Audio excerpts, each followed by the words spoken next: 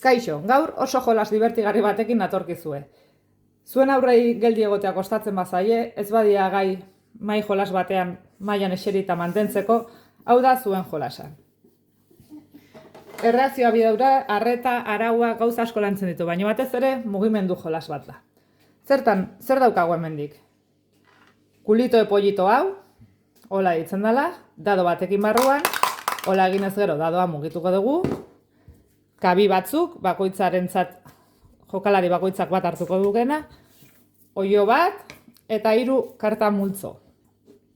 Nola prestatuko dugu? Hasteko, bakoitzak kabi bat hartuko du. Gu 2 jokalari geranez, besteak baztertuko ditugu.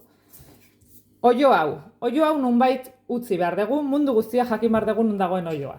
Adibidez, egon gelan jolasten bagabiltz, gela batean, ohe baten gainean utzi dezakegu. Kalean jolasten bagabiltz, zakit, parkean, aulki batean, parkean jolasten bagabiltz estela ere, lurrean bagaude txirristra gainean utzi dezakegu, nahi dugun lekuan, baino garrantzitsua da mundu guztia jakitea non dagoen. Orduan, hemen 3 txartel mota daude, bakoitza proba desberdin batzuekin. Katxarro honek botoi bat dauka, eta botoiari ematen diodanean, orain ikusiko dezute, soinu bat egiten hasiko da. Eta gure txanda izango da dado astintzeko. Tokatzen zaigunaren arabera, proba bat bete beharko dugu, eta proba betetzean urrengo jokalareari azkar pasa. Zen, isildu egiten denean, ikusiko duzu gero ze soinu egiten duen, momentu hortan tramankulu hau duenak galdu egingo du. Hasiko gera. Entzuten duzue, gabanoa. Kolore intxi ateratzen bazait, nik aukeratuko dut ze kolore nahi dudan. More hartuko dut. Eta, txoin hau justo lehen egin dugu. Poniendo una voz rara, describe la ropa de cada persona. Hori da egin beharko genukela. Oraintxe, beste pertsona baino jantzian doa esango genuke. Eta azkar pasako nioke beste jokalariari hori. Horia berriz botako du, erakutsi tokatzen dena, urdina. Eman buelta bat, saltotxoak eman, osea gure inguruan buelta bat emango du, saltotxoak eman, ez? Eta bukatzen dunean korrikan neri pasako ditu. Berdea. Menea al trasero jartzen du, asik 5 aldiz.